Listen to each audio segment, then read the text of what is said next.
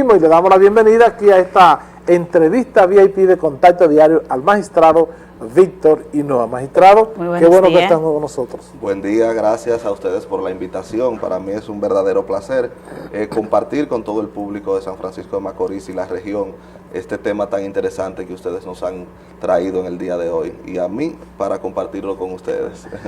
Para nosotros, de verdad que es un grato placer pues contar con usted en esta parte del programa para tocar este tema que es tan importante. Quisiéramos como una manera de arrojar luz, y es la sobrepoblación carcelaria en la República Dominicana. Y quisiéramos iniciar, magistrado, este conversatorio preguntándole ¿cuál es la razón fundamental para que exista y siga existiendo la sobrepoblación carcelaria en la República Dominicana? Bien, para abordar primero la sobrepoblación carcelaria, ya observándolo como un problema enraizado en nuestro sistema de justicia, tenemos que irnos y remontarnos a los orígenes del proceso penal actual que nosotros tenemos. Nuestro proceso penal actual, que data ya desde el 2002, con una interesante reforma que se planteó nuestro legislador, donde el Código Procesal Penal con el que trabajamos en la actualidad previó esta situación como un problema que ya existía con anterioridad a la fecha de promulgación del Código Procesal Penal, y se buscó la manera de solucionar ese tema de que toda persona que estuviera involucrada en un proceso penal no tuviera que estar privado de libertad para enfrentar el proceso que se le sigue.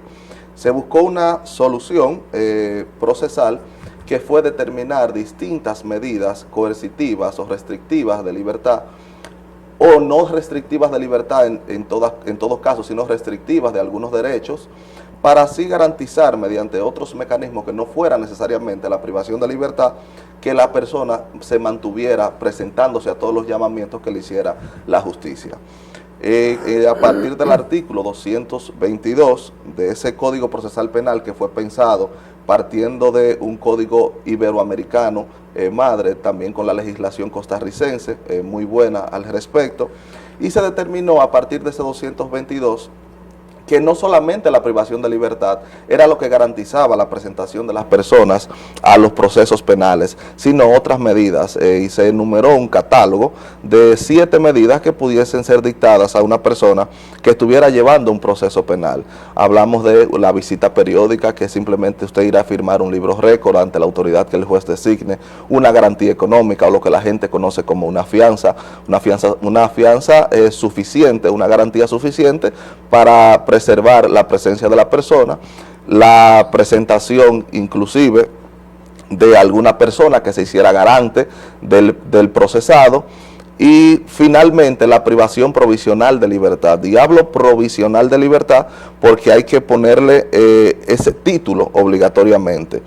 Y es que aún buscándose resolver un problema de nuestro sistema con esa legislación del Código Procesal Penal, entonces lamentablemente, al no existir otros parámetros que permitieran objetivizar a cuáles casos sí darle prisión preventiva y a cuáles casos no, pues lógicamente hemos visto que con el pasar de los años, una gran cantidad de personas que enfrentan los procesos penales lamentablemente tienen que llevarlos privados de libertad, porque se le ha dado a todos los actores del sistema, jueces, fiscales, abogados, un amplio margen para que simplemente a petición de parte, en cualquier caso, se pueda imponer la medida privativa de libertad. Magistrado, usted mencionó las 7 opciones, ¿verdad?, sí, que tiene un juez al momento de conocer una medida preventiva a una persona que ha cometido un delito.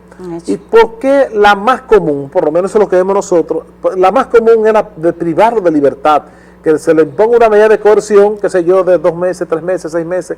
¿Por qué tan común esa opción al momento de imponer una medida de coerción? Bien, ese es un problema que multifactorial, no tiene una sola explicación. Volviendo inclusive a tocar un poco de la pregunta anterior, ese exceso de privación de libertad es lo que ha provocado en la actualidad lo que llamamos la sobrepoblación carcelaria. El congestionamiento. Exactamente, y por eso es que vemos que el Defensor del Pueblo en días pasados rodó una publicación de que había una sobrepoblación carcelaria superior al 56% de los privados de libertad en todo el país estaban siendo presos preventivos. ¿Qué sucede? Actualmente el 56.6%. Sí. Un secreto a voces, porque todo el Exactamente. mundo lo Todo el mundo sabe. Todo el mundo lo sabe. Todo el mundo lo sabe. Entonces, ¿qué sucede? Al mencionarle que es un problema multifactorial, vemos que podrían algunos decir, es que los fiscales encargados de las investigaciones, todos piden prisión preventiva para la mayoría de los casos. No, inclusive, no voy a generalizar, sino para la mayoría de los casos. Pero otros pudieran decir que los jueces imponen prisión preventiva para la mayoría de los casos. Pero en algún otro razonamiento podríamos ver Es complejo. que hay personas que, por simple que sea el caso, la única medida que se le pudiera imponer es la privación de libertad, ya sea por escasos presupuestos para decirle al juez que se le va a presentar a las siguientes etapas del caso, o para inclusive demostrarle al mismo Ministerio Público que es una persona solvente y que no debería de pedir la prisión preventiva como medida de coerción. Y cuando menciono solvente, no estoy hablando de solvencia económica, sino de solvencia moral y de una solvencia moral que le permita no solamente al investigador, sino también a todos los que participan en el proceso, determinar objetivamente que esta persona no merece estar privado de libertad. ¿Qué sucede? Yo personalmente observo esta situación como un problema serio que no solamente tiene nuestro sistema de justicia entaponado en la actualidad, sino que lo va a seguir teniendo, a menos que todos los que asisten al escenario de la justicia penal nos pongamos de acuerdo y repensemos la prisión preventiva. Aún se construyan más cárceles. Lo que pasa es que construir más cárceles simplemente te va a albergar un mayor número. Sin embargo, si construimos medidas para evitar que siga creciendo el número, entonces serían más dignas las cárceles que tenemos. Si tuviéramos más cárceles, tuviera el juez o el Ministerio Público Más preventivo. Claro, no diría, bueno, no tenemos problema con eso. Sí, o sea, desaparecería el problema del hacinamiento y la sobrepoblación, sí, quizás, pero no desaparecería el problema de que tenemos personas que por cosas evidentemente sencillas no deberían estar privadas de libertad. Magistrado, la lentitud para que esos procesos se lleven a cabo ya una vez le sea aplicada una medida de coerción, de privarlo de libertad, ¿a qué se debe la lentitud? ¿Es al Ministerio Público? Porque te cambian una medida y te lo dejan ahí. Exactamente. Mira lo que sucede. Cuando a una persona, y eso es bueno que la ciudadanía lo tome en cuenta. Esto es para no buscar culpables dentro de... Mire, la privación provisional de libertad como medida extrema que tiene el proceso penal para garantizar la presencia de un esa es la medida extrema. Y es la más común. Sí. Paradójicamente. Sí. Pero la ciudadanía, primero yo lo veo como un problema social. ¿Por qué como un problema social? Porque venimos observando una ciudadanía que entiende que si no hay un preso, no hay proceso. Es decir, generalmente se asocia el hecho de que la persona que está privada de libertad, con ese sí se va a hacer justicia, y con el que no está privado de libertad, con ese no se va a hacer justicia. Y grave error. ¿Por qué grave error? Porque lo que hoy, inclusive, usted lo puede ver desde la comodidad de su hogar en los medios de comunicación, de que hay una persona que está llevando un proceso y ya le dieron prisión preventiva, usted dice, bueno, ahí se va a hacer justicia. Pero ¿y si mañana es usted? ¿Y si mañana es un hermano suyo? ¿Si mañana es su hijo, o su papá, o su mamá? Tenemos que ver las cosas de manera panorámica, no debemos verla de manera lineal, porque lo que es igual no es ventaja. Entonces, cuando vemos personas partiendo de un principio de presunción de inocencia, que se presumen inocentes hasta tanto exista una sentencia definitiva y que haya adquirido la autoridad de la cosa irrevocable y definitivamente juzgada, no podemos decir que esa persona es culpable, aunque a simple vista pudiésemos percibir que es culpable. Lo que pasa es que la gente tiene esa percepción, porque son muy pocos los que son beneficiados con una medida de coerción que no sea privado de libertad, sino, por ejemplo, presentación periódica. Al final, bueno, ya le aplicaron esa medida, al final es difícil que lo llamen. Bueno, en el ejemplo de acá, de nuestra jurisdicción, del departamento de Duarte, creo que no hemos tenido una experiencia tan traumática con relación a la prisión preventiva. Aunque sí, en algunos puntos eso fluctúa, hemos tenido momentos en que sí la población carcelaria preventiva ha sido elevada, pero hemos tenido momentos que en la mayoría de ellos no ha sido tan elevada, porque sí puedo decir que la jurisdicción de acá, principalmente el Distrito Judicial de Duarte, incluyendo también el Departamento de San Francisco de Macorís, no tenemos esa cultura de dictar prisiones preventivas en gran alegremente, medida, ¿verdad? alegremente. No. Eso sí pudiésemos decir, y es la experiencia que conozco y por eso les reitero en esta parte. Lo que sí vemos es que hay un problema, y un problema primero social. Luego de que tenemos ese problema social donde la ciudadanía exige privación de libertad para que se haga justicia en la mayoría de los casos, entonces tenemos un problema sistémico. ¿Y dónde vamos al problema sistémico? El problema sistémico lo vemos en que al existir una gran apertura para que todos los partícipes del proceso penal incidan en la imposición de prisión preventiva, entonces a más petitorio de prisión, obviamente va a haber más volumen de prisión.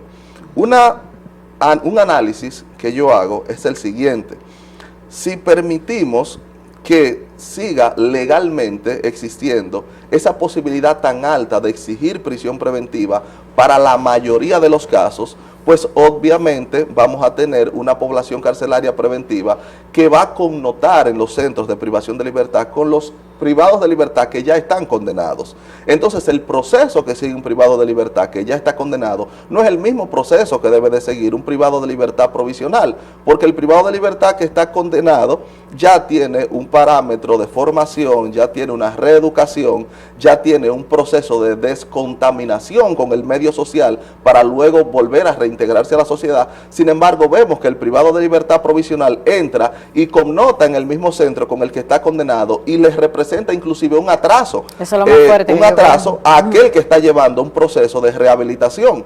Entonces ese es otro problema que representa la privación de libertad, porque afecta a los que ya están condenados cumpliendo su programa.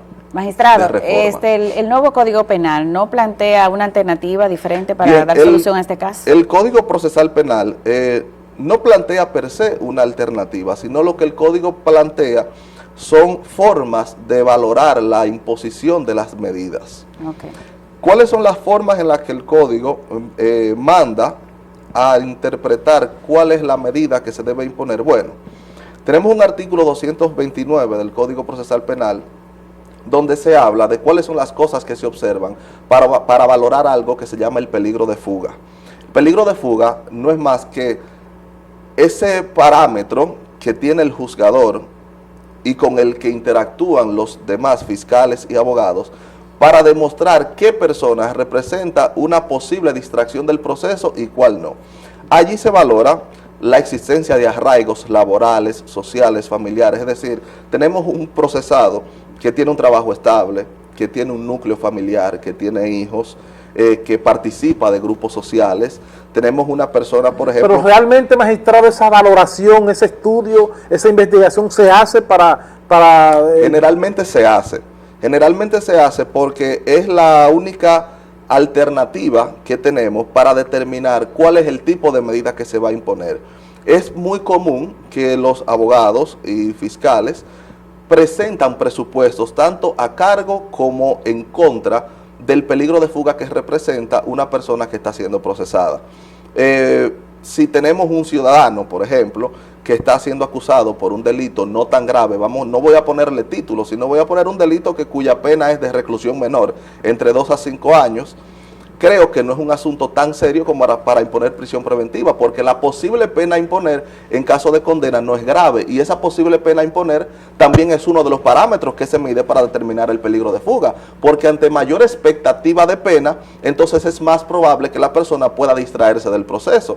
Pero sin embargo, cuando tenemos una expectativa de pena alta, pero a su vez también tenemos unos presupuestos de arraigo serios, contundentes y que permiten entender que esta persona está atado al proceso, entonces no habría razón de ser para imponer la prisión preventiva. A mi modo de verlo, la prisión preventiva como problema social, sistémico y legal, porque también tenemos un problema legislativo, que es el último tópico que le voy a tocar en relación a los 3 problemas que identifico, esa posibilidad de imponer la prisión en cuanto a valorar los arraigos. Si tenemos mayor arraigo, aunque la posible pena en expectativa a imponer sea alta, entonces también disminuye la posibilidad de peligro de fuga, porque a mayor pena también debe de demostrar mayor arraigo. Porque también al momento de valorar una garantía económica, o lo que es conocido como la fianza, también la persona va a tener que demostrar cuáles son sus capacidades. Tenemos nosotros, magistrados, en el sistema judicial la estructura suficiente para que en el caso que sea lo contrario se pueda mantener. Para en el caso que sea lo contrario se pueda mantener. Por ejemplo, usted dice, bueno, se le dictó una medida de coerción que no fue privarlo de libertad, sino presentación periódica, claro, y otras de las siete que sí le entonces tenemos la estructura. Y si la tenemos, entonces, ¿por qué es tan común privarlo de libertad? Yo le invito a observar lo que cotidianamente hacemos en los tribunales. Nosotros conocemos casos en los tribunales colegiados. Perdón, magistrado, y le voy a hacer la observación. Nosotros tenemos el privilegio en el Distrito Judicial de Duarte, que es poco común. O sea, tenemos nosotros una justicia aquí en Macorís digna de admirarla, como usted señaló al principio. Tenemos jueces probados aquí en nuestro distrito. Y que fluyen en los procesos. Claro, que no es así en otra parte del país, y eso tenemos que reconocerlo, pero por muchos años.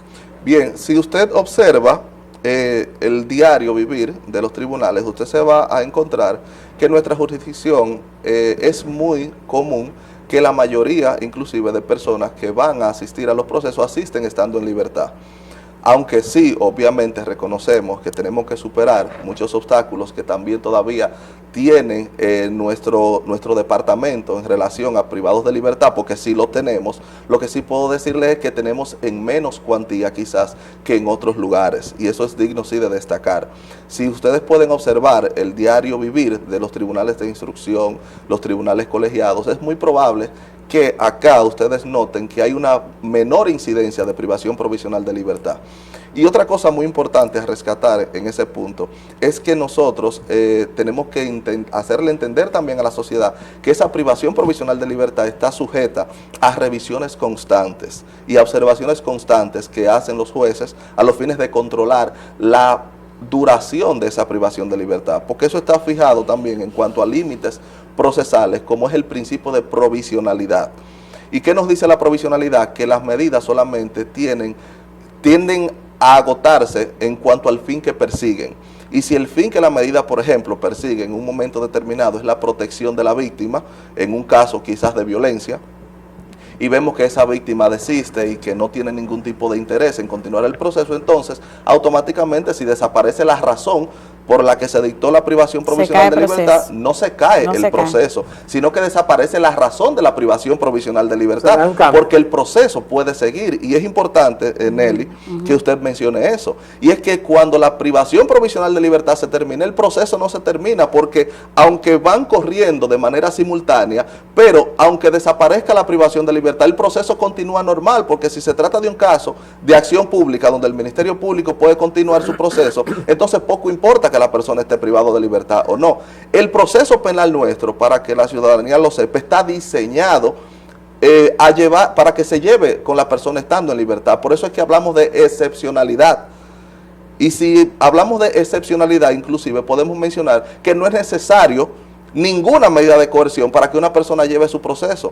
Porque, por ejemplo, si a usted le presentan una acusación formal en este momento y no le solicitan medida de coerción, usted va y responde esa acusación formal ante un juzgado de la instrucción, y no es necesario, no es indispensable que le impongan una medida de coerción. Ahora, si el investigador, el acusador público, decide solicitarle una medida de coerción, pues amén, usted tendrá que responder, además de la acusación, por el petitorio de la medida de coerción. Magistrado, hemos planteado nosotros el problema de la sobrepoblación de las cárceles en la República Dominicana y las razones por las que están en esas condiciones en este momento. Ahora bien, finalmente, solución. ¿Cómo entiende el magistrado, aunque joven, pero ya con la experiencia, los conocimientos y la capacidad para emitir, y si se le dijera mañana al magistrado, ¿qué usted plantea para solucionar este problema? Este es el momento, magistrado, de compartirlo. Bien, primero que todo hay que concienciar. Hay que hacer conciencia, cada uno de los actores del sistema, sobre el problema que significa la privación provisional de libertad y sobre todo lo difícil que resulta para un ciudadano obtener su libertad luego de que le es dictada una medida. O sea, hay un sinnúmero de pasos que debe de agotar esa persona para poder obtener su libertad y hay que hacer conciencia. El segundo es un tema legislativo. Yo, en lo personal, opino que en lo adelante tendremos que hacer una nueva reforma procesal a los fines de limitar la posibilidad, inclusive hasta de los mismos juzgadores, cerrar un poquito más el margen de posibilidad en la que se dicte la prisión preventiva como medida de coerción. Otro punto interesante es también hacer conciencia en la comunidad jurídica, especialmente con los abogados, a los fines de dar mayor capacitación en cuanto a las defensas que se ejercen en relación a a procesos donde existan privados de libertad por casos que no sean de tanta relevancia para que a la persona se le imponga una privación de libertad.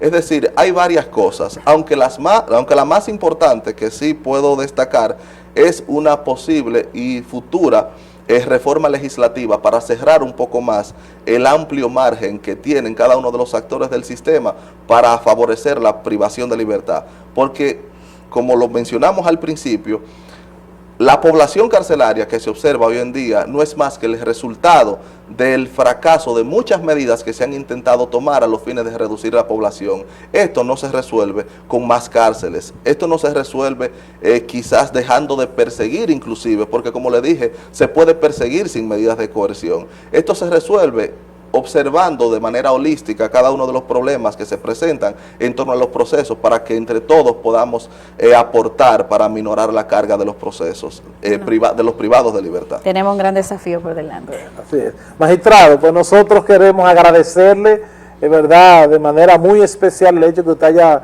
dispuesto de este tiempecito para compartir con nosotros en esta entrevista VIP de Contacto Diario. Yo creo que extraordinaria su participación. Las personas han quedado edificadas. Claro, así es. Ojalá y que podamos en otro momento pues poder contar con usted para seguir orientando desde este escenario a la población. Gracias, magistrado, por estar con nosotros. Muchas gracias a ustedes por la oportunidad, de verdad un placer compartir y esperamos vernos pronto.